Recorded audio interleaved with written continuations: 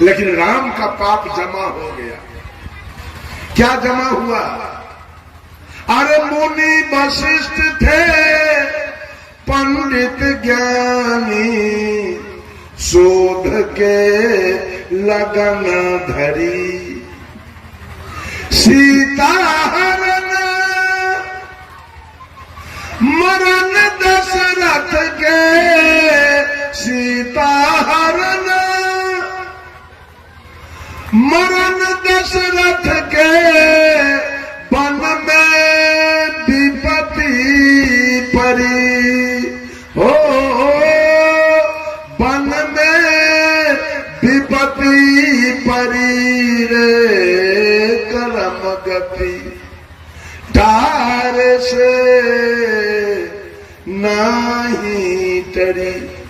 अगर कर्म खराब है कितनो भोला बाबा के जल चार चढ़ाइएगा, जवान बेटा मर जाएगा। गीत गाते रहिए, जल चढ़ाते रहिए, तब रोइएगा हम तो भोला बाबा के पूजा करते हैं, हमार दूल्हा कैसे मर गया, हमार जवान बेटा कैसे मर गया, हमारी भैंसी कैसे मर गई, हमारी गाय कैसे मर गई, हमारा नाती कैसे मर गया, हमारा दामाद कैसे मर गया, घर में आग कैसे लग गया, जमीन कैसे बिक गया। वो कर्म बेचवाएगा। कितनो पूजा कीजिएगा, जल चढ़ाइएगा, वो कर्म नहीं छोड़ेगा, कर्म आपका जमीन बेचवा देगा, क्योंकि कर्म आपका खराब किया हुआ, वो छोड़ेगा नहीं। सारा दुनिया तो पूजा करते हैं और सब फल भोगता ही है, बाकी है कोई? सब भगवान का पूजा किया तो सबका बेटा एक समान होना चाहिए, सबकी बेटी एक समान होना चाहिए, सबका गाय भैंसी एक समान होना चाहिए, सबका जमीन एक समान होना चाहिए, सबका घर एक समान होना चाहिए, सबका मुंह कान नाक एक समान होना चाहिए। है सबका अपना अपना कर्मानुसार बेटा बेटी, गाय भैंसी, बकरी छेरी, जमीन मकान, सबका अपना अपना कर्म के अनुसार, किसी को 7 बेटा है, किसी को 5 बेटा है, किसी को 3 बेटा है, किसी को 2 बेटा है, किसी को 1 बेटा है और कोई निपुत्र है। किसी को 200 बीघा है, किसी को 100 बीघा है, किसी को 25 बीघा है, किसी को 10 बीघा है, किसी को 2 बीघा है, किसी को 1 बीघा है, किसी को 10 कट्ठा है और किसी को 5 बेटा है। तो घरों बनाने का भगवान ऐसा क्यों किया? एगो के घर बनाने के लिए नहीं, एगो के 200 बीघा, यानी भगवान के तो मूरी पर पुरानका खौर रख के सलाई बार के लगा देने में कोई मौका। यानी बाप रह के क्या करेगा जो एक बेटा के 200 बीघा और एक बेटा के मिर्चाइयों रोपेला 1 डिसमिल में।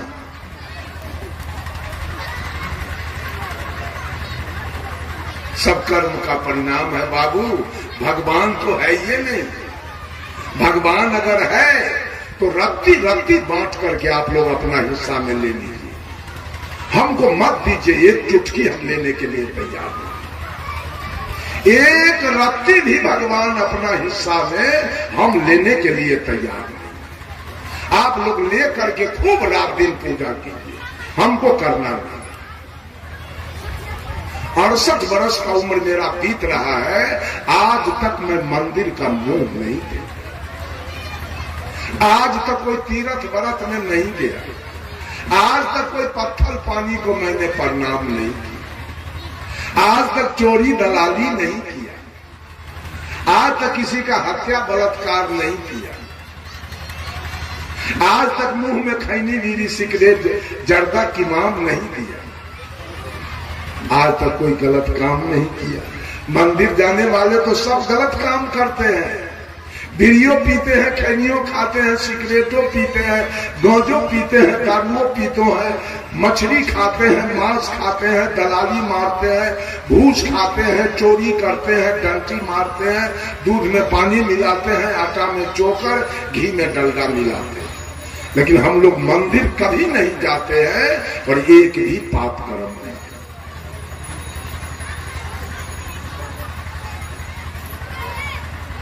एक चीटी को आज तक नहीं मारा मैं, एक चींटी को जान करके नहीं मारा हूं आज तक, हम मंदिर भी नहीं कहेंगे।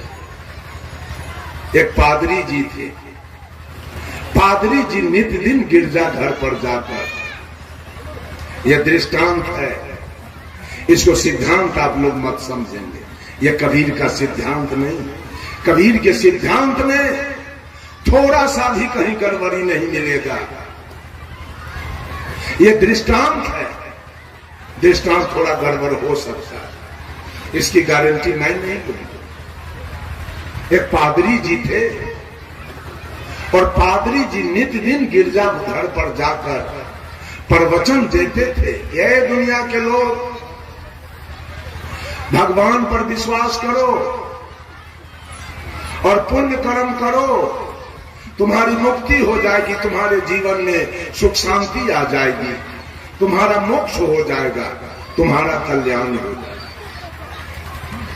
लगातार पादरी जी का प्रवचन चलता रहा। 2-4-6 महीना के बाद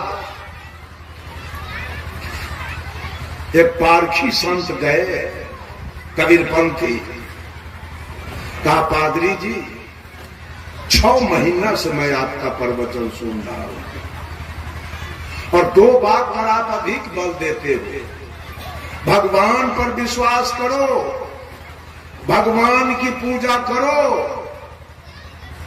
और पुण्य कर्म करो, तुम्हारी मुक्ति हो जाएगी, तुम्हारे जीवन में सुख शांति आ जाएगी। यही दोनों बात का जवाब मैं आपसे मांगने आया हूं। पादरी कहा बोलो।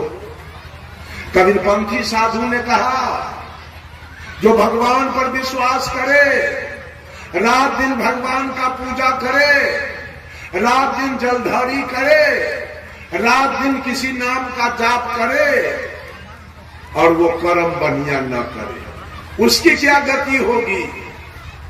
और जो भगवान पर विश्वास न करे, केवल अपना कर्म करे बढ़िया, उसकी क्या गति होगी? पादरी जी का मुंह बंद हो गया, का इसका अर्थ मैं नहीं जानता। तो कबीरपंथी साधु ने कहा कि तू अपना प्रवचन बंद रखो, कल से तेरा प्रवचन नहीं होगा। कहा तू अपने बोले हुए बात का जवाब नहीं जानते हो तो तेरा प्रवचन क्यों होगा? पादरी जी को बड़ा कष्ट हो गया। उन्होंने कबीरपंथी साधु से कहा कि बाबा एक काम करो, 2 रोज का छुट्टी हमको दो, अब मैं बूझ विचार के आपको जवाब दे दूंगा। कबीरपंथी साधु कहा 2 रोज नहीं, 5 दिन का मैं छुट्टी आपको दे रहा हूं, जाइए बूझ विचार के जवाब दीजिए। पादरी जी गए अपने घर और नित्य दिन शाम को भोजन करने के बाद बिछावन पर जाते थे और जवाब के लिए चिंतन करते थे। चिंतन करते करते 11-12 बज गया रात, जवाब कुछ आया नहीं, नींद आई और पादरी जी सो गए। 4 रात का समय सोने में बीत गया, कोई जवाब नहीं आया। आज अंतिम रात है, 5वां रात, पादरी जी गहन चिंतन में है, जवाब कुछ आया नहीं। कल वो साधु जवाब पूछेगा, क्या मैं जवाब दूंगा? आज चिंतन करते करते 2-2:30 बज गया भोर, कोई जवाब नहीं आया, नींद आई और पादरी जी सो गए। अर्ध निद्रा में गए पादरी जी तो सपना देखने लगे। सपना में पादरी जी की मृत्यु हो गई, पादरी जी मर गए। कहे ना दृष्टांत है, पादरी जी मर गए सपना में और मरे तो जमराज आ गया। जमराज कहा पादरी जी अब आपका समय पूरा हो गया, आप चलने के लिए तैयार हो जाइए। तो पादरी जी ने जमराज से पूछा हमको कहां ले चलोगे आप? तो जमराज कहा आपको मैं स्वर्ग ले चलूंगा। पादरी जी का मन सुन के गदगद हो गया, अच्छा जाएंगे भी तो स्वर्ग। पादरी जी ने जमराज से कहा 10 मिनट में आ जाइए, तब तक मैं तैयार हो जाता हूं और चलिए। 10 मिनट में आ गया जमराज। कहा पादरी जी अब चलिए। तो पादरी जी ने कहा एक शंका मेरे पास और है, उसका समाधान कीजिए। कहा क्या शंका है बोलिए। पादरी जी ने कहा स्वर्ग का कुछ महिमा बताइए, कैसा है स्वर्ग, क्या है स्वर्ग की विशेषता। जमराज ने कहा सुन लो, स्वर्ग में कभी रात्रि नहीं होती है, 24 घंटा दिन, अंधकार होता ही नहीं है। स्वर्ग के लोग अलुआ सुथनी मरुआ जनेरा मकई गेहूं के रोटी नहीं खाते हैं। स्वर्ग के लोग पेड़ा रसगुल्ला काजू किशमिश बादाम मुनक्का छुहारा खाते हैं। स्वर्ग के लोग एस्बेस्टस टीन के चदरा खपरा फूस और टेंट में नहीं रहते हैं। स्वर्ग के लोग 10-20 महल के एयर कंडीशन मकान में रहते हैं। स्वर्ग में कहीं सेवरी मीरा अनुसुईया का भजन होता है, तो स्वर्ग में कहीं बुद्ध महावीर कबीर का प्रवचन होता है। स्वर्ग में कहीं सुंदर सुंदर लाल पीले हरे फूल के बगीचे मिलेंगे, तो स्वर्ग में कहीं लाल पीले फल के बगीचे मिलेंगे। ये है स्वर्ग की विशेषता। पादरी तो बड़ा खुश हो गया। कहा चलिए अब दोनों जा रहे हैं स्वर्ग, पादरी जी और जमराज। अब जब स्वर्ग के निकट पहुंचे तो रात अंधेरी है। चारों तरफ छोटा छोटा झोपड़ी मरैया खपरा का घर है। सारे लोग अलुआ सुथनी जनेरा मरुआ की रोटी और नमक मिर्चाई प्याज लेके झक मार रहा है। चारों तरफ झोपड़ी मरैया का घर है, एस्बेस्टस टीन के चदरा का घर है। कहीं सेवरी मीरा अनुसुईया का भजन नहीं, कहीं बुद्ध महावीर कबीर का प्रवचन नहीं, कहीं सुंदर सुंदर फूल के बगीचे नहीं, कहीं सुंदर सुंदर फल के बगीचे नहीं। अब पादरी पूछा जमराज से कितना झूठ बोलते हो आप। कहा स्वर्ग ले चलेंगे, ये सब विशेषता है स्वर्ग की। ये स्वर्ग तो नरक से बदतर है आता, यही स्वर्ग है। पादरी ने कहा खैर ठीक है, आपका स्वर्ग तो मैं देख लिया, अब जरा आप अपना नरक दिखाओ तो। जमराज कहा नरक देखोगे क्या। कहा जी चलो चलो। अब नरक जा रहे हैं दोनों। नरक के निकट गए तो दिन है पूरा प्रकाश, चारों तरफ 10-20 महल के एयर कंडीशन मकान, चारों तरफ लोग पेड़ा रसगुल्ला काजू किशमिश की बारिश हो रही है। चारों तरफ सेवरी मीरा अनुसुईया का भजन हो रहा है, बुद्ध महावीर कबीर का प्रवचन हो रहा है। चारों तरफ सुंदर सुंदर फूल के बगीचे, सुंदर सुंदर फल के बगीचे लगे। पादरी कहा जमराज से कितना झूठ बोलते हो। जिसको आपने स्वर्ग कहा था वो नरक से बदतर है, और जिसको आपने नरक दिखाया वो स्वर्ग से बढ़कर है, ऐसा क्यों। आप पादरी जी को जवाब मिल रहा है। जमराज ने कहा है पादरी, तुम्हारे जैसे लोग जो रात दिन भगवान का पूजा किया, भगवान पर भरोसा किया, अगरबत्ती जलाया, जल चढ़ाया, ताली बजाया, नाम का जाप किया, लेकिन वो आदमी कर्म बढ़िया नहीं। जितने भगवानवादी लोग हैं, जितने भगवानवादी लोग हैं, जितने मंदिरवादी लोग हैं, जितने मस्जिदवादी लोग हैं, जितने गिरजा गुरुद्वारावादी लोग हैं, उनका कर्म कभी सुधरने वाला नहीं है।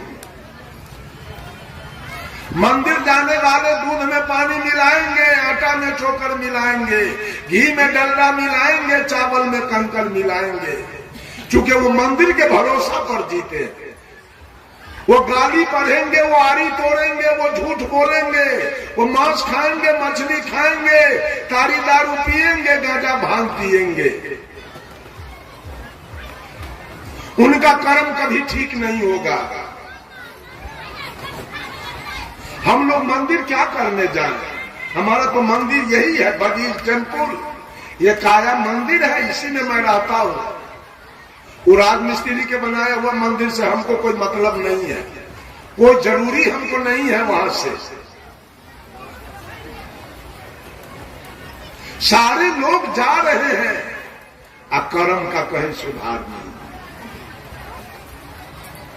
ये महिला सब 500 गाड़ी सास के देती है, बुढ़िया सास के, छठ करती है, करवा चौथ करती है, कर्मा पति को रे कहती है, रे तो हर धुआं तो खबोगे धुआं।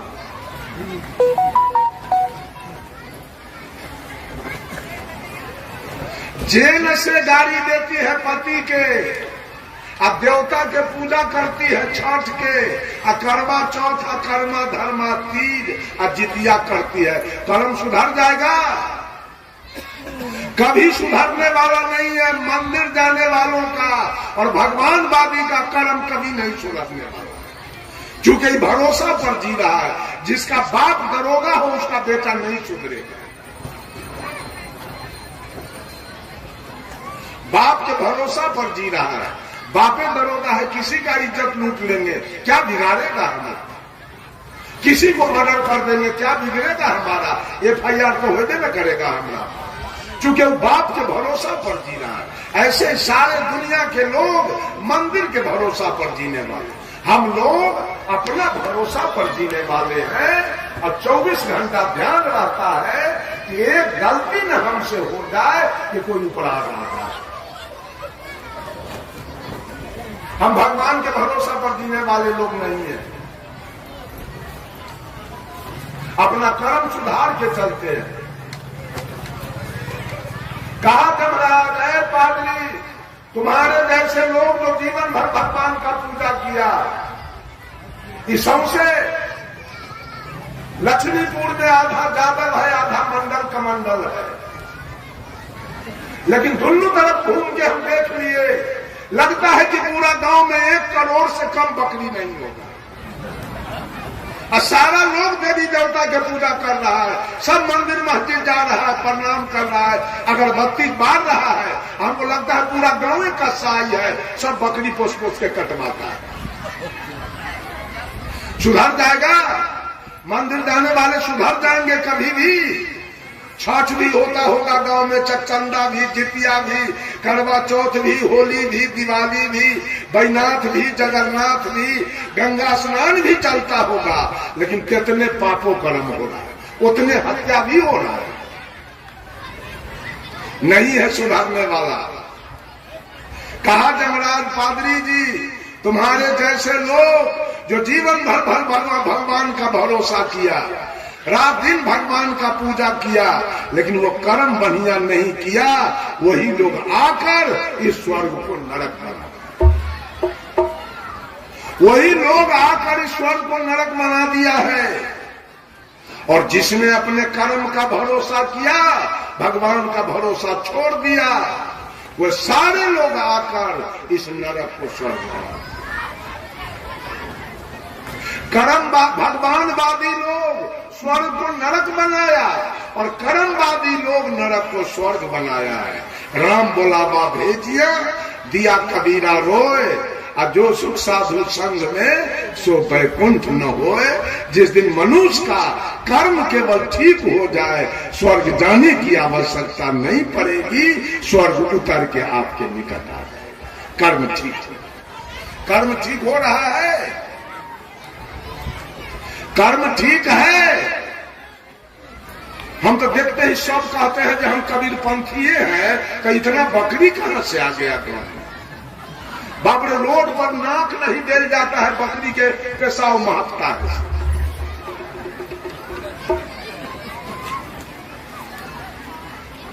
अब मंदिर में पूजा तो चलिए रहा, शिव चर्चों खूब हो रहा है,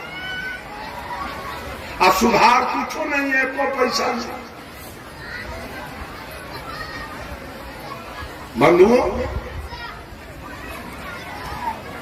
जरा विचार कीजिए,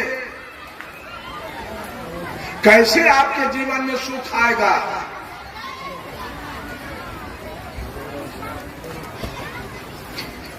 सब लोग भगवानवादी बनते चले जा रहे हैं धीरे धीरे, कर्मवादी तो कोई है नहीं,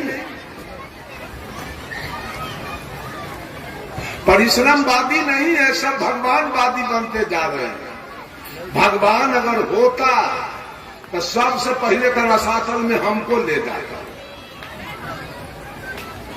भगवान अगर होता तो सबसे पहले रसातल में हमको ले जाता, क्योंकि हम भगवान के मानने वाले नहीं हैं।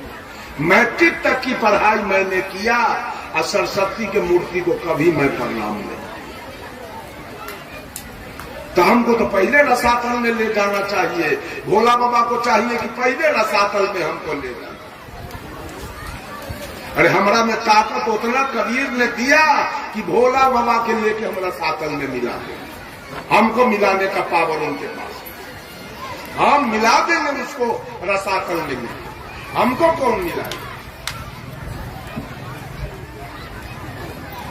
धर्मस्वरूप का सिखाया हुआ पट्टा पहलवान साधारण बात नहीं है, जो पूरे भारत को चलाता था, पूरे भारत में जिसका नाच हो रहा था, चल रहा था, पूरे भारत के लोग प्रवचन सुनते थे। छत्तीसगढ़ के मुख्यमंत्री आदरणीय रमन सिंह गुरुदेव को बुलाते थे और एक महीना छत्तीसगढ़ में रखते थे, केवल विचार सुनने के लिए धर्म स्वरूप।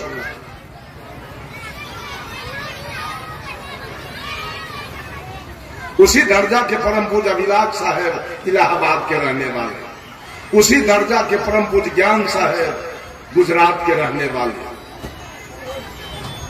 हम लोगों का भगवान कुछ नहीं बिगाड़ेगा। अगर न हो तो आप लोग जरा पैरवी करके देखिएगा कि रमाशंकर साहब को सत्यानाश में मिला दो, तब ना हम देख लेंगे भगवान के पावर कि हमको क्या करनी है। झूठ का काम छोड़ दीजिए, कहीं कुछ नहीं मिलेगा। रामपाल महाराज जी कहते हैं कबीर झूठा है, रामपाल जी साच है। तो जो सच्चा आदमी होगा वो जेल काटने जाएगा, जो साच होगा वो जेल जाएगा।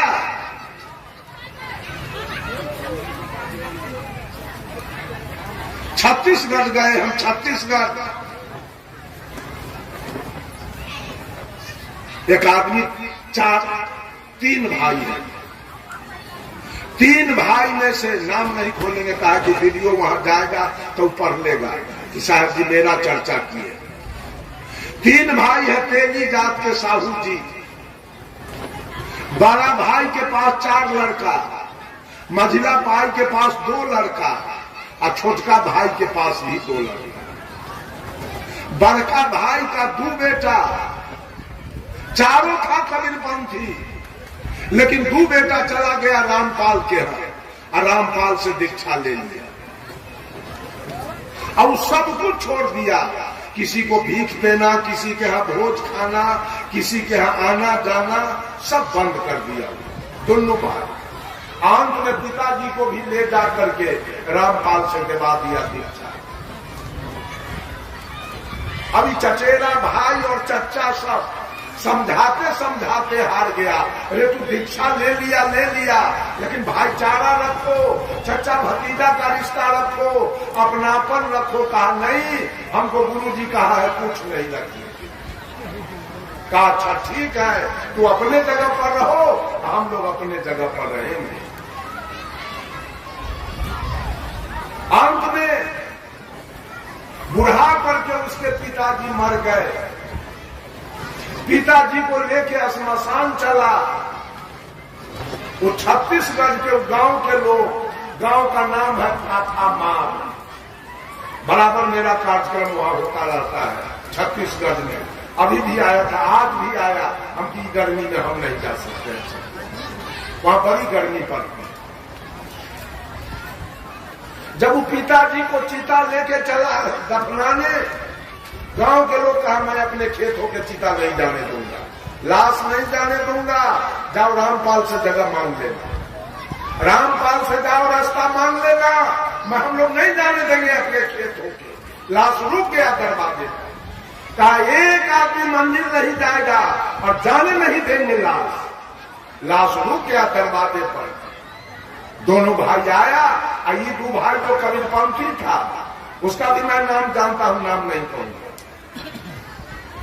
उसको आके कहा भैया तो पिताजी का लाश आप ही ले आओ और आप ही समाधि कर दो, हमको तो लोग जाने नहीं देगा, लेकिन हमको थोड़ा सा उसमें शामिल होने देना। गांव का लोग कहा खबरदार ये जाएगा तो आपको भी लाश नहीं ले जाने। दोनों भाई रुक गया घर, लाश गया, समाधि हुआ। उसके बाद गांव का लोग मीटिंग किया कि इसके खेत में पानी नहीं जाने देंगे, रामपाल से जाके पाइप मांग के ला दे और रास्ता। इसका गाय भैंसी चरने नहीं देंगे खेत में, इसके खेत में ट्रैक्टर नहीं जाने देंगे, और जो इससे बात करेगा, बच्चा हो चाहे सियान, जिसका बेटा बेटी बात करेगा उसको 5,000 दूंगा। अभी का जो परिस्थिति है, उसके दरवाजे पर एक चींटी नहीं जा रही है, उस व्यक्ति के दरवाजे पर जो रामपाल का शिष्य है। अंत में वो व्यक्ति खाना गया, जाके दरोगा से कहा कि दरोगा जी हम तो हमारा पानी बंद हुआ और ट्रैक्टर नहीं जाने दे रहा है, लोग गाय नहीं भैंस नहीं चढ़ने दे रहा, तो मर जाएंगे हम सब परान। दरोगा आया, गांव के लोगों को बैठा के और दरोगा माफी मांगा कि हम आप लोगों से माफी मांगते हैं, कम से कम ट्रैक्टर जाने दीजिए, पानी जाने दीजिए, और गाय भैंसी चरने दीजिए, और जो सजा हो सो इसको आप लोग।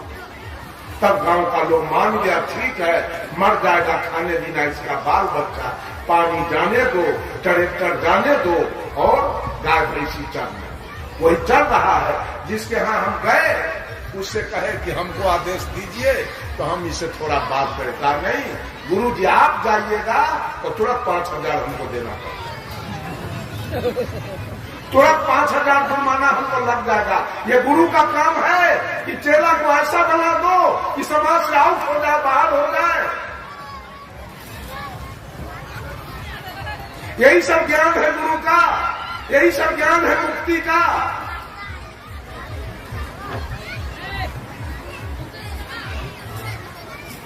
बंधुओं थोड़ा सोचिए, विचारिए, समाज से अलग रहना ठीक नहीं है, समाज में मिल के रहिए, तब आपका सारा काम काज चलेगा।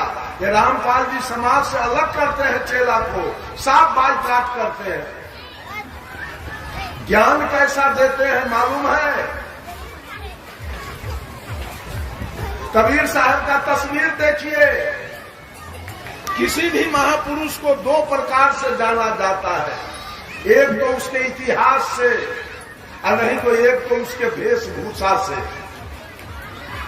न कबीर साहब के लेखनी से रामपाल का एको वो लेखनी मिलता है, और न कबीर साहब के वेशभूषा से रामपाल का कुछ मिलता है। कबीर साहब के गले में कंठी है कि नहीं बोलिए? कबीर साहब के गले में कंठी है ना? रामपाल के गले में कंठी है? रामपाल को देखिए दाढ़ी छिलाता है, मोछ रखता है। हम लोग अगर छिलाते हैं तो टीकी सहित मोछ दाढ़ी खूब सहित कबूतरा है। रामपाल को देखिए मोछ रखा है, दाढ़ी छिला दिया है। रामपाल को देखिए पैजामा पहनता है या कुर्ता है, साधु वाला भेष, हाथ में बद्धी पहनता है धागा, और गर्दन में कंठी नहीं, दाढ़ी नहीं चाहिए, मोछ नहीं चाहिए, बाल नहीं चाहिए। वो कौन पंथ है? रामपाल जी का कौन पंथ है? और दूसरे कबीर का जो विचारधारा है, उस विचारधारा से भी कैदी नहीं कर रहा है, इतना झूठ बोल रहा है। क्या कहता है? हमारे दर्शन से बहुत लोगों का टीबी ठीक हो गया, हमारे दर्शन से कैंसर ठीक हो गया, तो जब आप में इतना ताकत है, आपके दर्शन से टीबी ठीक हो गया, आपके दर्शन से कैंसर ठीक हो गया, तो आपको तो जेल का फाटक टूट जाना चाहिए। आप में इतना ताकत है, आपका हथकड़ी खुल जाना चाहिए और जेल से आपको बाहर रहना चाहिए। होशियार हो जाइए सब आदमी। धर्म के ठेकेदार बहुत लोग घूम रहे हैं, बहुत जलसाजी बतिया रहे हैं, बहुत झूठ सांच बतिया रहे हैं। हम लोग एक भी झूठ बोल नहीं सकते हैं किसी की। एक भी चमत्कारी बात हम लोगों के मुंह से निकल नहीं सकता है, कभी भी कोई कीमत नहीं है। सुख पाना है, इसके लिए श्रम चाहिए। सुख पाना है, इसके लिए श्रम चाहिए, मेहनत कीजिए और सुखी जीवन जी लीजिए। और नहीं तो परिणाम तो भोगना पड़ेगा। कितना बच्चा मां के पेट से आंधर जन्म लेता है, कितना बताह जन्म लेता है, कितना लांगड़ जन्म लेता है। क्यों? कर्म का परिणाम है। औरत का शरीर मिला है, कर्म का परिणाम है। मर्द का शरीर मिला है, कर्म का परिणाम है। साहब कबीर ने कहा, अरे अजब जोला है चादर बीनी, सूत कर्म के तानी, सूरत निरति के भरनी दिन्हा, तब सबके मन मानी चादर हो गई बहुत पुरानी। अब तू सोच समझ अभिमानी, चादर हो गई बहुत पुरानी। ये चादर, ये शरीर भी कर्मानुसार है। लेकिन किसी को कुत्ता वाला शरीर मिला है, किसी को गीदड़ वाला शरीर मिला है, किसी को सांप वाला शरीर मिला है, किसी को चूहा वाला शरीर मिला है, किसी को बिल्ली वाला शरीर मिला है, किसी को गाय वाला शरीर मिल गया, किसी को भैंस वाला शरीर मिला, किसी को ऊंट वाला शरीर मिला, किसी को गधा वाला शरीर मिला, किसी को हाथी वाला शरीर मिला। ये सारा शरीर आपके कर्म के अनुसार। धन आपके कर्म के अनुसार। बीमारी, एक बात तो मैं नहीं किया, टीबी, दम्मा, कैंसर, डायबिटीज, एड्स, लकवा, पोलियो, ये भी आपके कर्म के अनुसार। भगवान किसी को टीबी क्यों देगा? भगवान किसी को दम्मा क्यों देगा? भगवान किसी को कैंसर क्यों देगा? भगवान किसी को एड्स क्यों देगा? वो व्यक्ति भगवान को क्या बिगाड़ा कि उसके जीवन में कैंसर भेज दिया भगवान, और को नहीं दिया, उसको क्यों दे दिया? ये सारा बीमारी भी आपके कर्म के अनुसार है। आपने अधिक चीनी खाकर डायबिटीज पैदा किया है, आपने अधिक नमक खाकर ब्लड प्रेशर बढ़ाया है, आपने खैनी बीड़ी तंबाकू खाकर कैंसर को बुलाया है, आपने वासना में रहकर एड्स को बुलाया है। ये सारा बीमारी, भगवान कोई बीमारी का दुकान खोल के नहीं बैठा है कि आपके जीवन में वो बीमारी भेजा है। वो सब आपके कर्म का परिणाम है। एक एक आपके जीवन में जो घटना घट रही है वो आपके कर्म का परिणाम है। कान खोल के सुन लीजिए, अगर आप 2 कट्ठा जमीन जोत रहे हैं तो आपके कर्म का परिणाम है, और कोई 200 बीघा जोत रहा है तो उसके कर्म का परिणाम।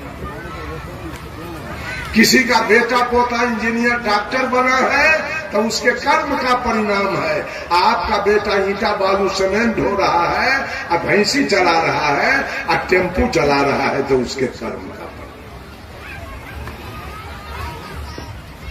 आपका बेटा जवानी में मर गया है, उसके कर्म का परिणाम है।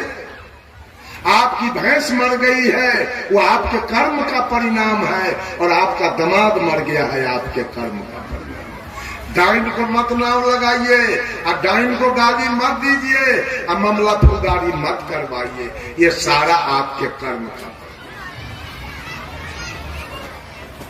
और सब लोग भोग रहे हैं।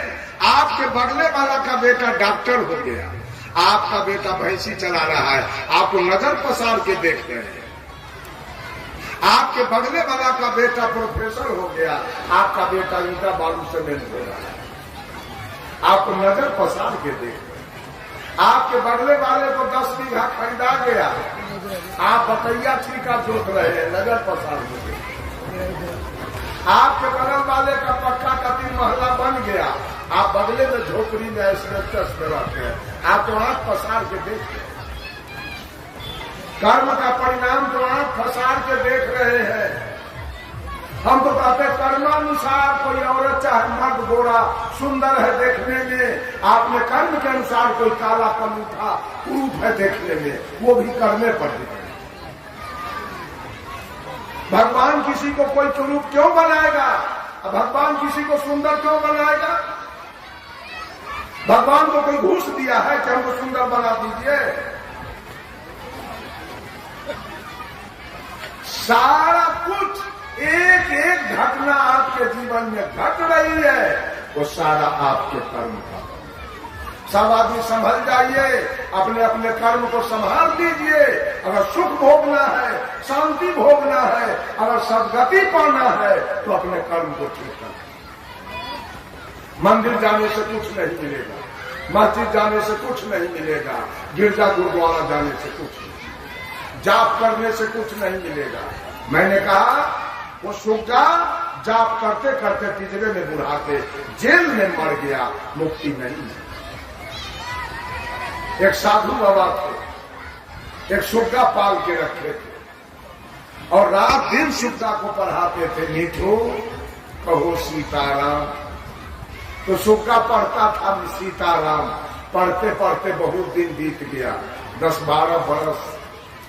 सुग्गा मन में सोच रहा था, कैसा भागाई बाबाजी है, शाम सवेरे भोर भिनसर सीताराम सीताराम पढ़ाते पढ़ाते हमारे दिमाग के स्कूल को इसने भूला। अब मठ में तो संत लोग आते जाते रहते हैं, संयोग देखिए कल हो के उस मठ में एक दूसरे साधु आ गए। साधु आ गए तो पहले वाले साधु ने इस साधु से कहा कि बाबा आप जाइए सुग्गा को सीताराम पढ़ाइए, अब मैं तब तक पंगत बनाता हूँ, वहां से पढ़ा के आइए, अब दोनों मूर्ति स्नान करेंगे, भोजन करेंगे और विश्राम करेंगे। साधु सोचा कि भारी काम तो बाबा जी अपने दिया, हमको तो हल्के काम दिया, सुग्गा को सीताराम पढ़ाए। साधु गया और सुग्गा को कहता है, मीठो कहो सीताराम। सुग्गा कहा, रे पगला, एगो अधकपारी तो 12 बरस से दिमाग चाट गया, अब तू कहां से आए हो सीताराम पढ़वाने? इस सीताराम से क्या होता है? तो साधु कहा, इस सीताराम पढ़ने से मानव भवसागर से पार होता है। सुग्गा कहा, चुप चुप, बेवकूफ कहां के, 12 बरस से सीताराम पढ़ते पढ़ते एक पिंजरा से हम पार नहीं हो सके, आई भवसागर पार करने।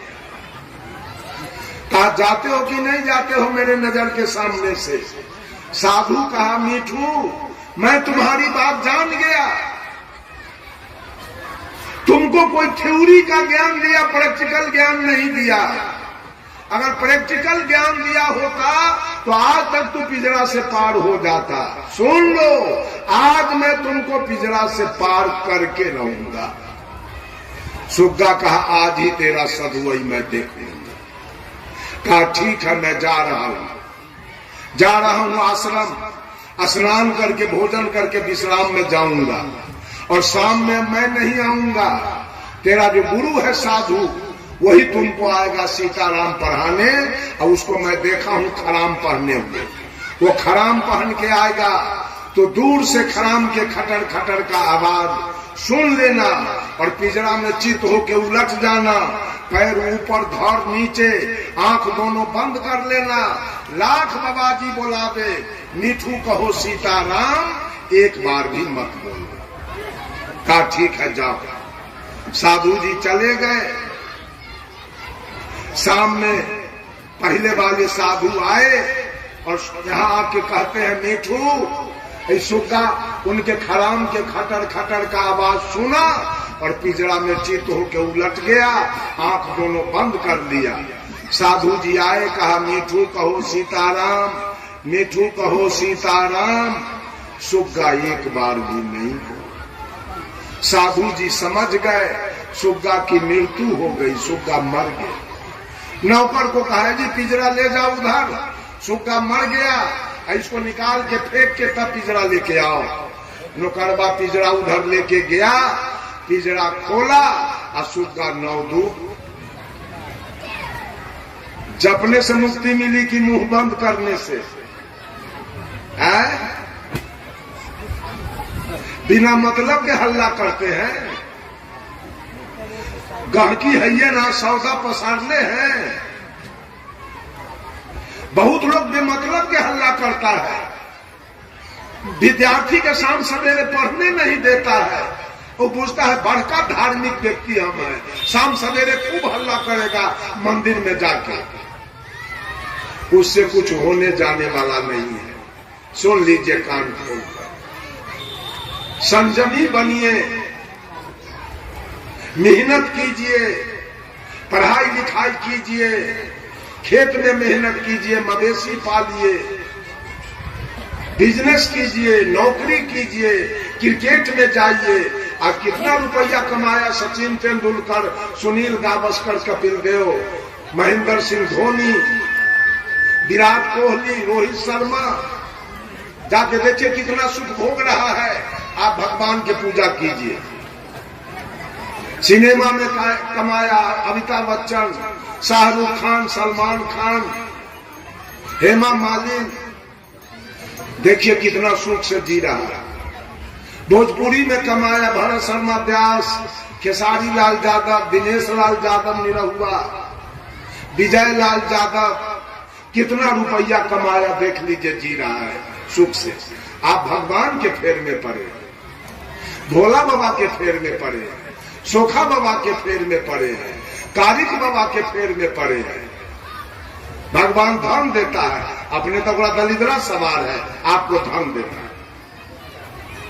अपने तो बेचारा के लिए चंदा मंगाता है चारों तरफ, आपको धन दे देगा। आपको बेटा, एक औरत से पूछे कै गो बेटा है, ऐसा है भोला बाबा के कृपा से 4 गो बेटा है। हम की कुत्ती के 16 गो बेटा के कला कृपा से है, ओकरो पर भोले बाबा के कृपा है। और जब बाकी दुनिया के लोग बतियाता है, भोला बाबा के कृपा से बेटा है, तो जे निपुत्र है ओकरा भोला बाबा पर कहियो केस रही कहले की जो ओकरा बेटा न दिल कि भोला बाबा के मुरई उखाड़ लेने रहे कि बैगन तोड़ लेने रहे। जो बेचारी निपुत्र है, उसको नहीं दिया बाल बच्चा। अभिलाष साहब, परम पूज्य अभिलाष साहब मंच पर थे, और कहीं से इनके कान में चर्चा आ गया, सुन लिया इन्होंने, कहा कि हाँ हम भी सुने हैं कि निपुत्र के दर्शन से जतरा बिगड़ जाता है, खराब होता है। तब अभिलाष साहब साहब हम भी तो निपुत्र हैं, हमारे दर्शन को याद मत कर, सबका जतरा बिगड़ जाएगा, हम निपुत्र है ना। अब पूत वाली के दर्शन से जतरा बन जाए तो सब आदमी कुट्टी के सुगरनी के दर्शन कर लेगा। 16 गो बेटा एक के दिन में सबके जतरा बन जाएगा कुट्टी के सुगरनी के दर्शन करने से। बंधुओं, बहुत जाल बिछाया हुआ है, कहां तक चर्चा किया जाए। सारे जाल से बचिए। और एक बात मैं कह देता हूं, पैसा बड़ा मेहनत से कमाया जाता है। ये पूजा त्योहार और तीर्थ व्रत में रुपया को मत कमाओ, कुछ नहीं बनने बिगड़ने वाला। सारे रुपया को बचाइए और उस रुपया से बेटा को पढ़ाइए, उस रुपया से बेटी को पढ़ाइए, उस रुपया से जमीन खरीदिए, उस रुपया से मकान बनाइए, उस रुपया से गाड़ी घोड़ा खरीदिए, उस रुपया से बढ़िया घर में बेटी के दहेज देके ब्याह कीजिए। लेकिन ये पूजा त्योहार और तीरथ व्रत करते करते लूटने वाला सारा रुपया आपका लूट लेगा, अंत में कुछ मिलेगा। बोलिए सद्गुरु देव की जय। आज अंतिम सत्र है, सत्र की समाप्ति है। 3 सत्र से मैं बोलता आया, इसमें जो कुछ त्रुटियां हुई होगी उसे आप लोग क्षमा करेंगे। सब लोगों को, माता बहनें बैठी है, इधर भाई बंधु बैठे हैं, सबको मेरे तरफ से धन्यवाद, आशीर्वाद। सब फले फूले, सबका कल्याण हो। ये बाजा वाले हैं, इनको भी साधुवाद। इधर जो हमारे कलाकार लोग हैं, इनको भी साधुवाद। और जो हमारे भोजन बनाने वाले लोग हैं, संत के सेवा में लगे हैं, उनको भी मेरे तरफ से साधुवाद। और जितने इस सत्संग कराने वाले कर्मचारी लोग हैं, जो पदाधिकारी लोग हैं कमेटी के, उनको भी मेरे तरफ से साधुवाद, धन्यवाद। इन्हीं चंद शब्दों के द्वारा वाणी में देता हूं विराम। बोलिए सद्गुरु देव की जय।